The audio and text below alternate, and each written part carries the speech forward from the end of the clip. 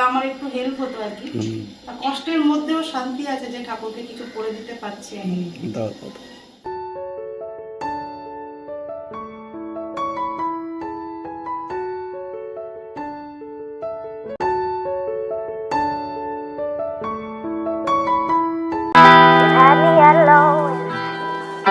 Hello everyone, good morning. তোমরা সবাই কেমন আছো? আশা করি খুব ভালো আছো, সুস্থ আছো। আমরাও ভালো আছি। দেবনাথ ফ্যামিলিতে তোমাদের আরেকবার স্বাগত।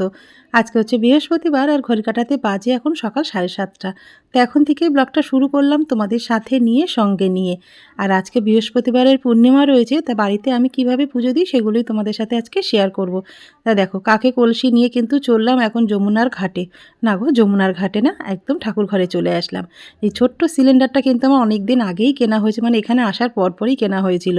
আর তোমরা অনেকেই বলেছিলে লক্ষ্মী পুজো ঠাকুরের সমস্ত ভোগ আমি রান্নাঘর ধুয়ে মুছে পরিষ্কার করেই কিন্তু ওখানেই বানানো হয়েছিল।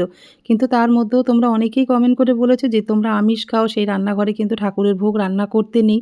মানে তার আগে কোমরে আমার এত চোট লেগে গেছিলো না, আমি নিচে বসে যে ভোগ রান্না করব সেটাই পাচ্ছিলাম না।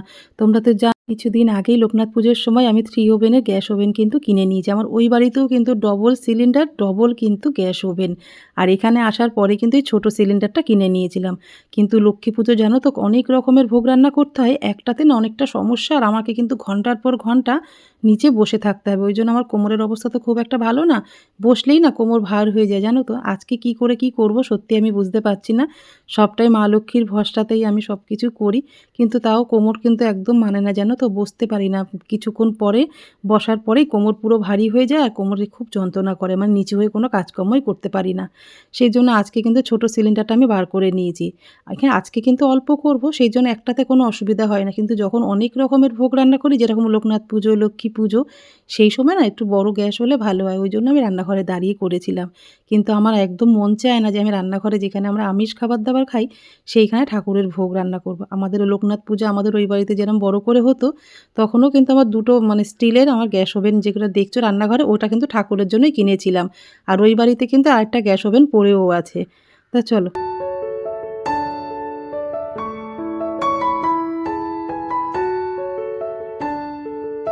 মাঝে মাঝে আমরা এমন একটা অসুবিধার মধ্যে পড়ে যাই, তো সেই জন্য না কোনো কিছু মানে জেনেও না জানার মতন করতে হয়। কিছু করার নেই, একা হাতে সংসার হলে এইভাবে আমাকে কাজগুলো করতে হয়। নাহলে নিজে যদি বিছনায় পড়ে যাই তাহলে আমাকে কে দেখবে বলো তো। তা দেখো, ছাদে চলে এসেছি। জামাকাপড় তো স্নান করে অনেকগুলো জামাকাপড় ধুয়েছি, সেগুলো একটু ছাদে মেলে দেবো। আর একটু আলতাও পরতে এসেছি, কেন বলো।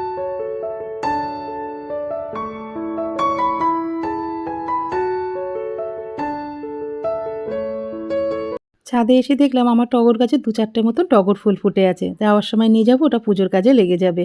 তা ছাদে যে এসে দুদণ্ড বসবো রোদে, সেই সময়টুকু আমার নেই জানো তো। এসছি কিন্তু 2-3টে কাজ নিয়ে। আলতা পরতে তো এসছি, আর আলতা জানো তো আমাদের ঘরের মধ্যে সাদা টাইলস বসানো, তো আলতা পরলে না সারা ঘর লাল লাল হয়ে যায়, ওই জন্য মুছতে অনেকটাই সমস্যা হয়। সেই জন্য ভাবলাম ছাদে আলতাটা পরে একটু শুকিয়ে যাবে, রোদও রয়েছে, আর জামা কাপড়টা মেলে আসি আর 2-4টা ফুলও নিয়ে আসি। মানে কাজ নিয়েই আমাকে এখানে আসতে হয়। কাজের বাইরে আমার জীবনে আর কিছু নেই জানো তো। যেখানে যাব এক ঝুড়ি কাজ নিয়ে আমাকে সেখানে যেতে হয়। তা দেখো, আলতা আমার পরা হয়ে গেছে, এবার তাড়াতাড়ি করে ঘরে যাই, কেন পুজোর অনেক কাজ বাকি রয়েছে। আজকে বৃহস্পতিবারের পূর্ণিমা, তার মধ্যে ঠাকুরকে ভোগ রান্না করে দেবো। সব কিছু মিলিয়ে বলতে পারো সারাটা দিন আজকে আমার ঠাকুর ঘরেই কেটে যাবে। আর রান্নাবান্নার ঝামেলা তো ওই জন্য রাখিনি আমি কিছু, কেন সব কিছু আমি একা হাতে সামলাতে পারবো না, সেই জন্য। আজকে বৃহস্পতিবার, তার মধ্যে কিন্তু আজকে পূর্ণিমা। তা আজকে আলতা না পরলে হয় বলো তো? সবসময় তো আলতা পরার সময় হয় না। কিন্তু ওই বাড়ি থাকতে প্রত্যেক বৃহস্পতিবারে সন্ধ্যের আগে সব উঠোন বাড়ি ধুয়ে টুয়ে তারপরে কিন্তু আমি আলতা পরতাম। মানে এটা আমার প্রত্যেক বৃহস্পতিবারে এটা আমার রুটিন ছিল, এটা আমার করতেই হবে। কিন্তু এইখানে আসার পরে একদমই সময় পাই না আলতা পরার। ছাদে যাওয়ার আগে কিন্তু ঠাকুর ঘরে অনেকটা কাজই গুছিয়ে রেখে গেছি। ঠাকুরকে জাগিয়ে সব ঠাকুরের মুছিয়ে পরিষ্কার করে ফুলমালাগুলো গঙ্গার জল চন্দন দিয়ে একদম রেডি করে রেখে গেছি। এবার এক এক করে ঠাকুরের সব মালাগুলো পরিয়ে দিলাম ঠাকুরকে। এরকম মা লক্ষ্মীকে কিন্তু নিচে নামিয়ে বসে পড়েছি। মাকে এবার স্নান অভিষেক করাবো, তার জন্য কিছু জিনিস আমি একটু গুছিয়ে নেবো। মার পঞ্চামৃত, তারপরে মার সুগন্ধি জল, সমস্ত কিছু রেডি করবো। তার আগে মাকে যে পুজো দেবো মালা ঠালাগুলো একটা থালার মধ্যে আমি রেডি করে নিচ্ছি। সব ঠাকুরে কিন্তু ফুলমালা পরানো হয়ে গেছে, সেগুলো তোমাদের সাথে আজকে শেয়ার করলাম না। এই দেখো, আজকে কিন্তু গোলাপ ফুল মাকে অবশ্যই দিতে হয়। গোলাপ ফুল কিন্তু অত্যন্ত প্রিয় মা লক্ষ্মী।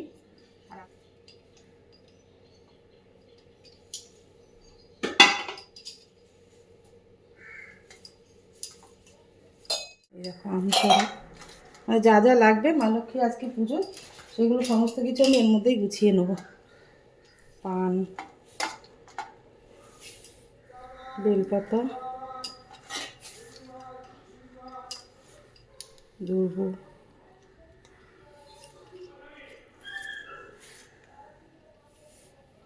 ঘটের জন্য একটা চেরি গামছা, পইতে চাঁদমালা, ব্যাস।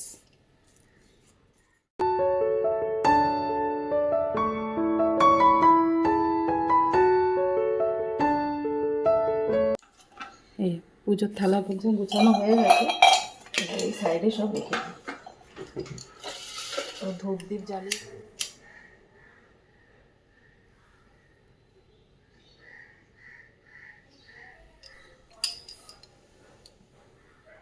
এই দেখো দুখানা ঘট নিয়ে নিয়েছি।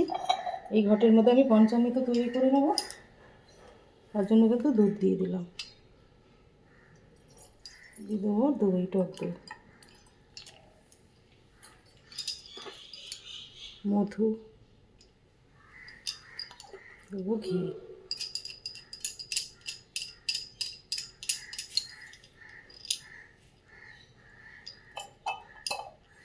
দিয়ে দেবো শর্করা, একটু মিষ্টি দিয়ে দিলাম। পঞ্চামৃত কিন্তু তৈরি হয়ে গেছে। আজকে মা লক্ষ্মী পূর্ণিমাতে মাকে স্নানাভিষেক করবো, তার জন্য পঞ্চামৃত দেখো তৈরি করে নিলাম। এখানে একটা সুগন্ধি জল আমি রেডি করে নিই। ঘটের মধ্যে আমি পরিষ্কার জল দিই, জল আমরা ঠাকুরকে সেবা দিই আর আমরা নিজেরা খাই, সেই জল আমি এখানে নিয়ে নিলাম। গঙ্গার জলটা একটু অল্পই আছে, কেন পূর্ণিমাতে ঘট বসাতে গেলে কিন্তু গঙ্গার জল দিয়েই ঘট বসাতে হবে। সেই জন্য আজকে যেই জল আমরা পান করি, মানে ঠাকুরকে সেবা দিই, সেই পরিষ্কার জল নিয়ে নিলাম। সবসময় কিন্তু আমি পঞ্চামৃত দিয়ে স্নান করানোর পরে সুগন্ধি জলটা গঙ্গার জল দিয়েই রেডি করি।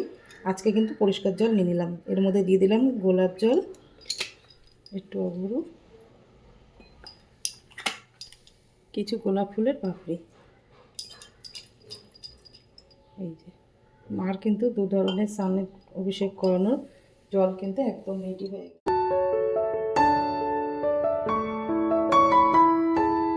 মাকে স্নান করবো, মাকে মাদের যেই পোশাক পরানো ছিল সেটা খুলে দিয়ে মাকে এবার স্নানের পোশাক একদম রেডি করে নিই। তা চলো মাকে স্নান করাবো বলে একদম রেডি করে নিয়েছি। আমি কিন্তু পুজোয় বসার আগে মাকে স্নান করানোর আগে নিজেকে একটু আচমন করে নেবো, বিষ্ণু স্মরণ করে নেবো। নম বিষ্ণু, নম বিষ্ণু, নম বিষ্ণু। হাতটা ধুয়ে হাত জোর করে বলবো, ওম অপবিত্র পবিত্র বা সর্বাবস্থা গত বিবাহ যশ্বরে পুণ্ডরিকাক্ষ সবাজ্য অভ্যন্তরে সূচি, নম সূচি, নম সূচি, নম সূচি। জয় মা লক্ষ্মী, জয় মা লক্ষ্মী, জয় মা লক্ষ্মী। মা গো, মাকে একটু আরতি করে নেব।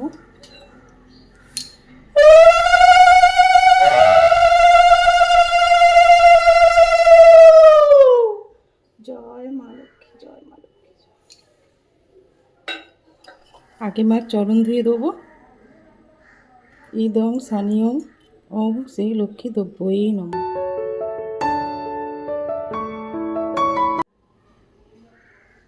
ইদং সানিয়ং ওম শ্রী লক্ষ্মী দ্রব্যই নমঃ। জয় মা লক্ষ্মী, জয় মা লক্ষ্মী।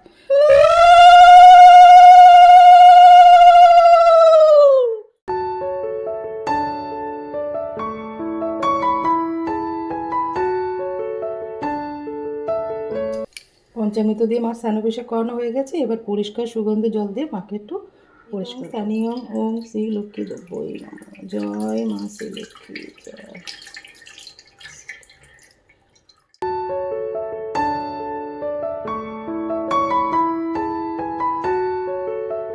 আমার মা লক্ষ্মী কিন্তু স্নানাভিষেক হয়ে গেছে। এবার মা লক্ষ্মীকে ভালো করে মুছিয়ে পরিষ্কার করে মার পোশাক মাকে পরিয়ে দিই। চলো, আজকে কিন্তু মাকে আট পেরে শাড়ি পরাতে ভীষণ মন চাইছে, তাই জন্য যেই ওড়না কিনেছিলাম, দুটো তো ঘাগরা বানিয়েছি, কিন্তু এই কাপড়টা কিন্তু এমনি প্লেনই ওড়নাটা ছিল, ওই জন্য এই কাপড়টা লম্বা করে কেটে রেখেছিলাম। সেটা কিন্তু কোনো রকম কিছু কুচি টুচি দেওয়া ছিল না, হাত দিয়ে কুচি করে একটু ফিতে দিয়ে মার কোমরে বেঁধে কিন্তু আট পেরে করে মাকে শাড়িটা পরিয়ে দিলাম। শাড়ি পরাটা কেমন হয়েছে আর আমার মা লক্ষ্মীকে কেমন লাগছে শাড়িটা পরার পরে অবশ্যই কিন্তু কমেন্ট করে জানি।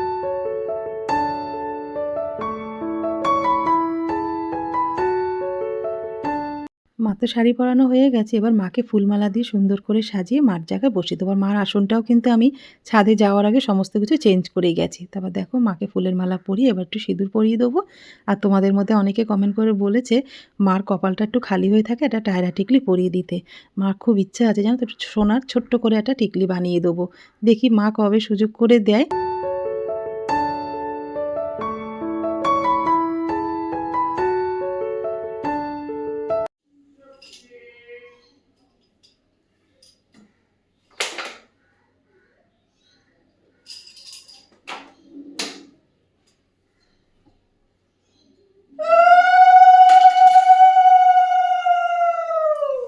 ঘট বসাবো এবার। আর এইটা বসিয়ে আজকে কিন্তু গঙ্গা মাটির ওপরেই ঘরটা বসাবো। আর নিচে মাটি দিচ্ছি না কারণ তো নিচটা না অনেকটা নোংরা হয়ে যাবে, সেই জন্য আমি এর মধ্যেই গঙ্গা মাটিটা দিয়ে দিলাম। আমি এনে রাখি গঙ্গা মাটি 2-3টে করে, দশকর্মার দোকানেই কিন্তু পাওয়া যায়। এনে রাখি 2-3টে, যাতে আমার লাগে পূর্ণিমাতে ঘট বসাই যখন, তখন একটুখানি গঙ্গা মাটি দিয়েই বসানোর চেষ্টা করি। গঙ্গা মাটির উপরে 5খানা সিঁদুরের ফোঁটা আমি এভাবে দিয়ে দেবো।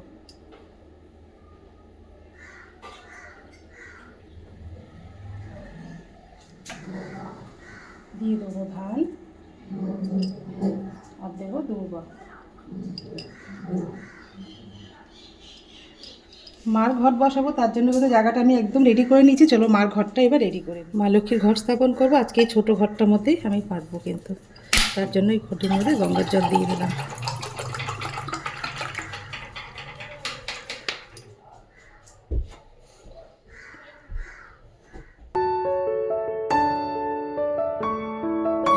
মার ঘট একদম রেডি হয়ে গেছে।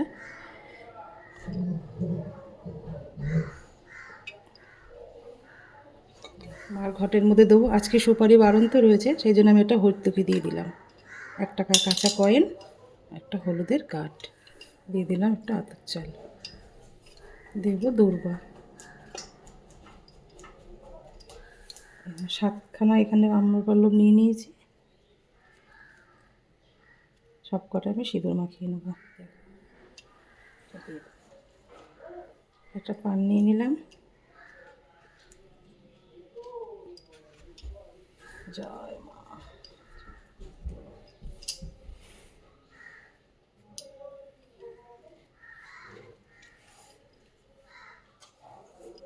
ঘটে দিয়ে দেবো ফুল, বেলপাতা।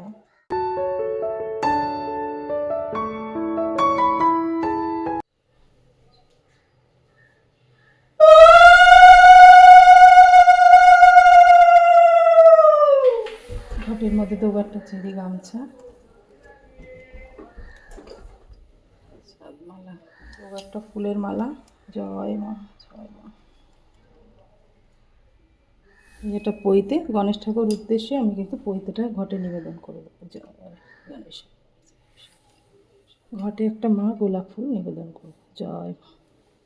পুজোয় এত কিছু গুছাতে হয় না, পানটা যে আমি উল্টো দিকে ফিরে মানে সিঁদুর লাগাচ্ছিলাম সেটাই খেয়াল করতে পারিনি। তারপরে পানটা সোজা করে সিঁদুর পরি তারপরে কিন্তু মা লক্ষ্মীর ঘট বসিয়েছি। আর এদিকে জলশঙ্কটাও কিন্তু সুন্দর করে সাজিয়ে নিলাম। আমি কিন্তু গণেশ ঠাকুরের উদ্দেশ্যে ফুল একটু নিবেদন করব, পুষ্পাঞ্জলি দেবো। এতে গন্ধে পুষ্পে ওম গং গণেশায় নমঃ, এতে গন্ধে পুষ্পে ওম গং গণেশায় নমঃ, এতে গন্ধে পুষ্পে ওম গং গণেশায় নমঃ। এবার মা লক্ষ্মীর উদ্দেশ্যে দেখো আমি গোলাপ ফুল, তারপরে দুর্বা আর একটু বেলপাতা নিয়ে নিয়েছি, চন্দন মাখিয়ে নিয়েছি। এতে গন্ধে পুষ্পে ওম শ্রী লক্ষ্মী দ্রব্যই নমঃ, এতে গন্ধে পুষ্পে ওম শ্রী লক্ষ্মী দ্রব্যই নমঃ, এতে গন্ধে পুষ্পে ওম শ্রী লক্ষ্মী দ্রব্যই নমঃ। জয় মা লক্ষ্মী, জয় মা লক্ষ্মী জয়। এবার হাত জোর করে মার কাছে প্রণাম মন্ত্রটা বলে নেবো। মহালক্ষ্মী মা গো, ওম বিশ্বরূপস্য ভাজ্যশ্রী পদ্ম পদ্মালয়ে শুভে সর্বত্র পাহিমাং দেবী মহালক্ষ্মী নমস্তুতে। ওম বিশ্বরূপস্য ভাজ্যশ্রী পদ্ম পদ্মালয়ে শুভে সর্বত্র পাহিমাং দেবী মহালক্ষ্মী নমস্তুতে।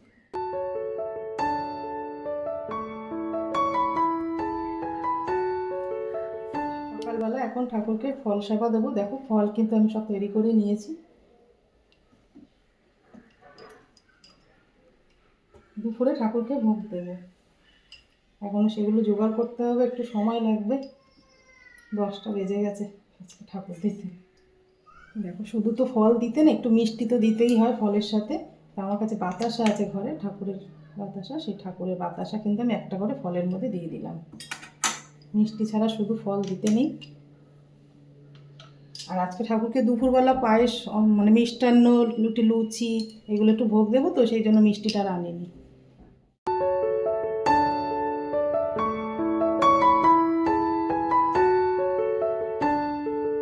11টা বাজে, এখন সকাল 10টা। এই সবে পুজো, সকালের পুজো এখন শেষ করলাম, এখনও সমস্ত কিছু বাকি রয়েছে, মানে সারাটা দিন আজকে এখানেই কেটে যাবে আজকে আমার দিনটা।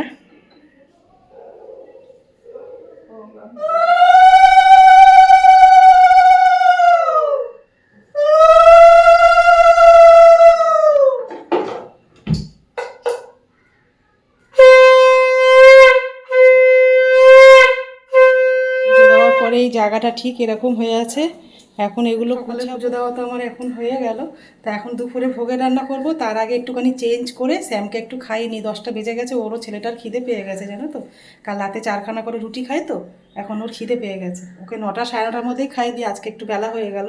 আর নিজে একটু চা করে নিজে একটু জল খাবো, চা খাবো, তারপরে ভোগের রান্না বসাবো। তো চলো এগুলো গুছিয়ে নিয়ে তারপর তোমাদের সাথে কথা বলবো। ভোগের রান্না করবো, তার জন্য দেখো এখানে কিন্তু খুব মানে ফুলকপি, আলু আর বেগুনটা নিয়েছি। দেখি বেগুনটা কি করি। আর এখানে কিছু দেখো মশলা, ময়দা টয়দা আমি রেডি করে নেব। একটা জায়গায় গুছিয়ে নিলে না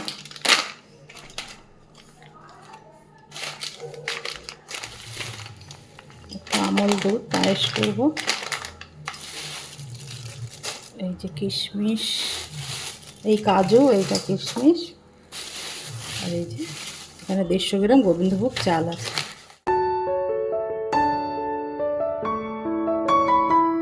জায়গাটা পুরো পরিষ্কার করে নিয়েছি, আর যা যা পুজোর জিনিসপত্র ছিল সেগুলো সব ভেতরে রেখে এখানে শুধু ভোগের রান্না করব। তার জন্যই কিন্তু সমস্ত জিনিস এখানেই রেখে রান্নাটা বসিয়ে দিয়ে 11টা কিন্তু বেজে গেছে আমার। কিন্তু আবার দুপুরের মধ্যে ঠাকুরকে তো দুপুরের সেবা দিয়ে আমি 3 বেলা ভোগ দিই ঠাকুরকে, সেই জন্য কিন্তু আমাকে এখনই ভোগটা বসিয়ে দিতে হবে।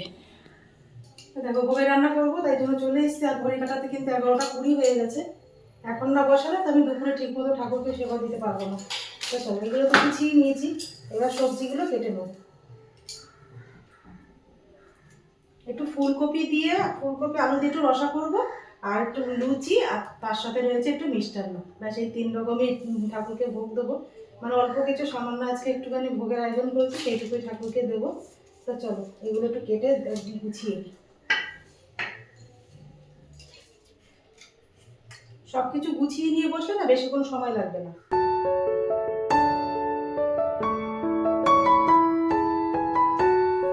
আলুগুলো ছাড়িয়ে নিয়েছি, এবার কেটে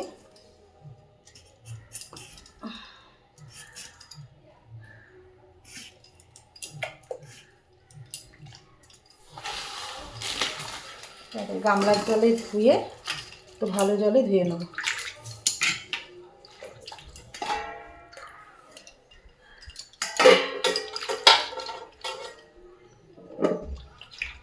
কেটে সব কিছু রেডি করে নিয়ে গ্যাসটা ধরিয়ে দেবো।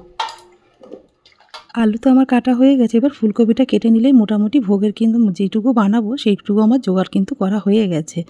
একা হাতে সমস্ত কিছু করতে গেলে সময় কিন্তু আমার একটু বেশিই লাগে। যখন দেখবে 2-3 জন থাকবে না, কাজটা হয়তো তোমার তাড়াতাড়ি হয়ে যাবে, কিন্তু তোমার কাজটা না ঠিক গুছিয়ে করা হবে না দেখবে। আর নিজের মধ্যে কিন্তু সবসময় একটা আলস্য চলে আসবে, যে না ও আছে, ও তো দেখবে, ও আছে, ও একটু করে দেবে। নিজের দেখবে যে এখন যেরকম গুছিয়ে কাজ করো তখন সেরকম কিন্তু পারবে না। তা আমি মনে হয় একা থাকলে ঠিকই কাজটা আমি গুছিয়ে করে নিতে পারি। আমার সময় লাগলে কী হবে, আমি সব কিছু গুছিয়ে নিয়ে তারপরেই কিন্তু বসাই। তো সব কিছু গুছিয়ে নিয়েছি, এবার যেটা না করলে আমি ভোগের রান্না বসাতেই পারবো না, সেটা হলো আমার গুরুদেবের কাছে, আমার ঠাকুরের কাছে বাক্য নেওয়া, মানে আদেশ নেওয়া। তাদের আদেশ ছাড়া আমি তো তাদের জন্য কিছু বানাতে পারি না। এটা আমাদের গুরুদেব শিখিয়ে গেছে। যখন আমাদের গুরুদেব বাড়িতে আসতো, গুরুদেবের জন্য যদি চা বসাতে বলতো বা কিছু বলতো, তখন আমরা ঘরে গিয়ে গুরুদেবের কাছে বাক্য নিয়ে তারপরেই কিন্তু ওনার জন্য কিছু চা বসাতে পারতাম। ঠাকুরের কাছে এটাই বললেন যে ঠাকুর, তোমার জন্য যত সামান্য আমি ভোগের আয়োজন করেছি, তুমি আদেশ না দিলে তো আমি তোমার জন্য বসাতে পারি না। তা তুমি আদেশ দাও যেন সব কিছু ঠিকঠাক থাকে, তোমার পছন্দ মতন, তোমার মনের মতন যেন আমি তোমাকে সেবা দিতে পারি। কীরকমভাবে গ্যাস জ্বালানোর আগে গ্যাস ওভেনের সামনে আমি একটু প্রণাম করে নিলাম। তারপর দেখো কড়াই বসিয়ে দিয়ে প্রথমে একটু জল গরম করে বাটির মধ্যে জল ঢেলে নিয়ে 1 লিটার মতন দুধ কিন্তু আমি গ্যাস ওভেনে বসিয়ে দিলাম। তারপর ওই বাটিতে যে গরম জলটা নিয়েছিলাম, সেই গরম জলের মধ্যে 2 প্যাকেট মতন আমুল দুধ ভালো করে গুলে রেখে দিয়ে 150 গ্রাম মতন চাল, 150 গ্রাম থেকে আমি একটু চাল তুলে রেখেছিলাম, মানে 1 মুঠোর থেকে একটু বেশি চাল তুলে রেখে দিয়েছিলাম। সেই চালটা ধুয়ে কিন্তু দুধের মধ্যে দিয়ে দিলাম যখন দুধটা ফুটে উঠেছিল। তারপরে তেজপাতা, এলাচ আর 1 চিমটি মতন আমি লবণ দিয়ে ভালো করে চালটাকে সেদ্ধ হওয়া পর্যন্ত অপেক্ষা করে থাকতে হবে। তা দেখো চালটা কিন্তু মোটামুটি একটু সেদ্ধ হয়ে আসলেই তারপরেই কিন্তু আমি যে আমুল দুধটা গুলে রেখেছি তারপরে দেবো, কেন এখন দিলে কিন্তু চালটা আর সেদ্ধ হবে না। তা দেখো আমি হাত দিয়ে একটু চালটা টিপে দেখে নিচ্ছি, একটু সেদ্ধ হয়ে এসছে। এবার দেখো আমুল দুধটা 2 প্যাকেট গুলে রেখেছি, সেটা কিন্তু দিয়ে দিলাম। আমুল দুধটা দিলে না পায়েসের টেস্টটা কিন্তু আরও দ্বিগুণ করে দেবে। তারপরে 1 বাটি মতন বাতাসাও আমি ওর মধ্যে দিয়ে দিলাম। বাতাসাটা দিয়ে কিছুক্ষণ একটু ফুটিয়ে নিতে হবে। ফুটিয়ে নিয়ে তারপরেই কিন্তু আমি ওর মধ্যে কাজু আর কিশমিশ ধুয়ে রেখেছি, সেটাও কিন্তু দেখো দিয়ে দিলাম। মানে মিষ্টি যেগুলো দেবো চালটা সেদ্ধ হওয়ার পরেই কিন্তু পরপর দিতে হবে। তবে এখন পায়েস কিন্তু আমার হয়ে গেছে, আর গামলা টামলা কিচ্ছু ঢালবো না, একবারে যে ঠাকুরের ভোগ দেবো বাটির মধ্যেই কিন্তু বেড়ে নিচ্ছি, তাহলে আমার কাজটা কিন্তু একটু এগিয়ে থাকলো। ঠাকুর তো সিংহাসনে অনেকই রয়েছে, লক্ষ্মী গণেশের জন্য একটা বাটি আর লোকনাথ বাবার জন্য পাথরের বাটিতে বেড়ে নিলাম, আর ওখানে মা কালী আর তোমার ভোলেনাথের জন্য একটা বাটি, আর গুরুদেবের জন্য একটা বাটি দেবো। রাধা গোবিন্দ আর গুরুদেব তো আমরা টিভি ক্যাবিনেটের উপরে রেখেছি, কি করব, রাখার জায়গা নেই তো সিংহাসনে, সেই জন্য ওনাদের ওপরে রেখেছি। ময়দা মাখবো, কড়াইয়ের মধ্যেই মেখে নেবো, কেন একটু বড় জায়গা আছে তো মাখতে সুবিধা হবে। এর মধ্যে নুন দিয়ে দিলাম, দেবো সাদা তেল, ময়দাটার মধ্যে তেল দিয়েছি না, ময়মটা দিয়েছি, এবার ভালো করে কিন্তু ময়দার সাথে মিশিয়ে নিয়ে ওটা ভালো করে মেখে নেবো। দেখুন কড়াইটা কিন্তু ভালো করে ধুতেও পারিনি জানো তো, কাজের এত তাড়া লেগে গেছে, অনেকটাই বেলা হয়ে গেছে, তো ময়দাটা মাখা হয়ে গেছে, ওদিকে কিন্তু তেল গরম করতেও বসিয়ে দিয়েছি। আমি ভাবলাম সেই ফাঁকে লেচিগুলো করে নিই, তা সব লেচিগুলো কিন্তু আমার একদম রেডি হয়ে গেছে। এবার এক এক করে লুচিগুলো বেলে নিয়ে ভেজে নেব, চলো। ইচ্ছা করছে না এইটা দিয়ে একদম তোমার পাছা লাল করে দিই। এই কেন গো? কেন গো, তুমি দেরি করে আসবে কেন? ও আমি কাজ করে আসবো না? তুমি দেখছো না আমি একা হাতে পাচ্ছি না, সেই সকাল 7:30 ঠাকুর মন্দিরে ঢুকেছি, এখন 1টা বাজতে 5 মিনিট বাকি। আমার যাদবপুর কাছে উঠে করে বলো। মানে রান্না বান্না কিছুই করতে হয়নি, কিন্তু এই ঠাকুরের পুজো, তারপরে ভোগের সমস্ত জোগাড় করা, একা হাতে করা, এগুলো সময় লাগে না। আমি ভিডিও এখন ঠিক মতন আপলোড করতেই পারলাম না। করবে, একটু লেটে করবে, কি আছে। যদি 1টা ঘন্টা আগে আসতে তাহলে আমার একটু হেল্প হতো আর কি। কষ্টের মধ্যেও শান্তি আছে যে ঠাকুরকে কিছু করে দিতে পারছি আমি। আজকে পূর্ণিমা, আর আমরা কিন্তু আজকে ঘরে রান্না করিনি, আজকে ঠাকুর যেটা সেবা করবে সেইটাই আমরা ভোগটা গ্রহণ করবো, তাই তো দেখবেন।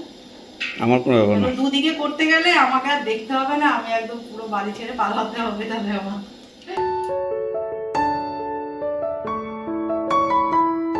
পুজো দিতে দিতে দেবনাথবাবুকে একটা বাজে কথা বলেই ফেললাম আজকে। তা দেখো, বললাম যে পাছা লাল করে দেবো, সবটাই কিন্তু মজার ছলেই হয়েছে, মানে মজা করার মতন, ইয়ার্কি ঠাট্টা করার মতন একটা মানুষই তো আছে বাড়িতে আমার সাথে, সেই জন্য সেটা মজার কোনো লোক পাই না বলে ওর সাথেই সব রকম কিছু করি আর কি, সবটাই কিন্তু মজার ছলে হয়েছে। এবার ফুলকপি আলু দিয়ে তরকারিটা বানাবো, মানে রসা মতন করব। তার জন্য কড়াই লুচি ভাজা তেলটাতেই কিন্তু আমি বসালাম, সেই তেলের মধ্যে তেজপাতা জিরে ফোড়ন দিয়ে আলু আর ফুলকপিটা কিন্তু এখন লাল লাল করে ভেজে নেব। মানে বেশি একটা জল দেবো না তো, অল্প জল দিয়ে কষা কষা করব। কেন আমাকে না আরও 3টে বাটি কিনতে হবে জানো তো, পায়েসের বাটিগুলো তো দেওয়ার মতন আছে, কিন্তু সবজি দেওয়ার মতন বাটি কিন্তু আমার ঘরে আনা নেই। আরও 4টে বাটি কিনলে তাহলে কিন্তু আমার সুবিধা হবে। এবার একটা হাতার মধ্যে আমি কিছু মশলা কিন্তু একসাথে করে নিলাম, জিরের গুঁড়ো, হলুদের গুঁড়ো, নুন, লঙ্কার গুঁড়ো, সমস্ত মশলা দিয়ে অল্প একটু জল দিয়ে কিন্তু এখন ফুলকপিটা ভালো করে কষিয়ে নিতে হবে, নিয়ে অল্প করে জল দিয়ে ঢেকে দেবো। তা দেখো ভোগের রান্না কিন্তু আমার হয়ে গেছে, এবার জায়গাটা মুছে পরিষ্কার করে নিয়ে ঠাকুরের ভোগটা বাড়বো। অনেকটা বেলা হয়ে গেছে, ঠাকুরকে এবার সেবা দেওয়ার সময়ও কিন্তু হয়ে গেছে। তো দেখো জায়গাটা ভালো করে মুছে পরিষ্কার করে নিয়ে 4খানা মতন আমি পিতলের থালা নিলাম। সকাল থেকে যে এত পরিশ্রম করছি, এত কষ্ট করেছি, আর সবচেয়ে শান্তি আর সবচেয়ে পছন্দের কাজ হচ্ছে আমার ঠাকুরের ভোগ সাজানো। আমার যে কি ভালো লাগে তোমাদের বলে বোঝাতে পারবো না, মানে সব কষ্ট মানে আমার মিনিশের মধ্যে চলে যায় জানো তো। তা দেখো বড় একটা কুশপত্র নিয়ে নিলাম, মা লক্ষ্মী আর গণেশ ঠাকুরের জন্য এই বড়টার মধ্যে মানে ভোগ বাড়বো, আর পাথরের থালা তো আমার লোকনাথ বাবার জন্য, গ্লাস বাটি আর থালা কিন্তু বাবার সেট রয়েছে। সেটা আমি ওই বাড়ি থাকতেই কিনেছিলাম, যখন আমার চিতপুর থেকে বাবা লোকনাথ আমাদের বাড়িতে এসেছিলো, সেই সময় একবার বাবাকে আনার সময় কিন্তু এই পাথরের সেটটাও কিন্তু দেবনাথবাবু ওখান থেকেই নিয়ে এসেছিলো, মানে চিতপুর থেকে আর কি। তারপরে পিতলের থালা গ্লাস তো আমাদের তালদি থেকে কিছু কিনেছিলাম, তারপরে শিয়ালদা থেকেও আনা হয়েছে। দেখো ভোগ সাজানো হয়ে গেছে, এবার মা লক্ষ্মীর বাটায় কিন্তু আমি একটা পান খিলি করে দিয়ে দিলাম।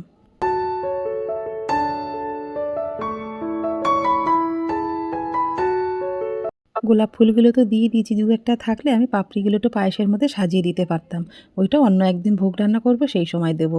তো এবার ঠাকুরকে ভোগটা সামনে দিয়ে দেখিয়ে ঠাকুরকে বললাম যে ঠাকুর তুমি সামান্য তোমার জন্য আয়োজন করেছি, তুমি কিন্তু সেটা গ্রহণ করো, তাহলেই কিন্তু আমি শান্তি পাবো।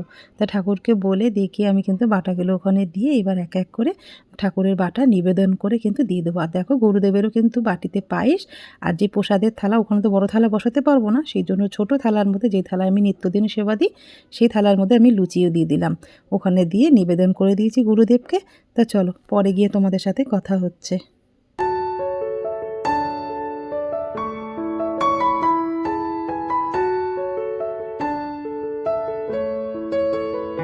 ভোগ নিবেদন করে কিন্তু ঠাকুরকে একটু আরতি করে নিয়েছিলাম, নিয়ে এবার ঠাকুরকে প্রণাম করে একটা ধ্বনি দিয়ে তারপর ওখান থেকে সরে আসবো কিছুক্ষণের জন্য। তারপরে দেখো নিজেদের জন্য কিন্তু প্রসাদ আমরা বেরিয়ে নিয়েছি।